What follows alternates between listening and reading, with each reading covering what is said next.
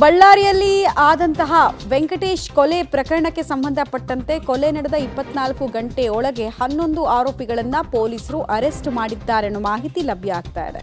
ವೆಂಕಟೇಶ್ ಕೊಲೆಗೆ ಸುಪಾರಿಯನ್ನ ಕೊಟ್ಟಿದ್ದೇ ಆತನ ಪತ್ನಿ ನೀಲವೇಣಿ.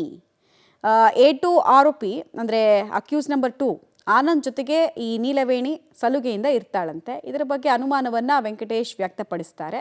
ಸೊ ಇಷ್ಟಕ್ಕೆ ಕ್ರೋಧಿತಲಾದಂತಹ ಆಕೆ ಆನಂದ್ ಜೊತೆಗೆ ಸೇರಿಕೊಂಡು ಇತರರ ಜೊತೆಗೆ ಸ್ಕೆಚ್ ಹಾಕಿ ವೆಂಕಟೇಶ್ನನ್ನ ಕೊಂದು ಮುಗಿಸಿರುವಂತಹ ಡೀಟೇಲ್ಸ್ ಇದು.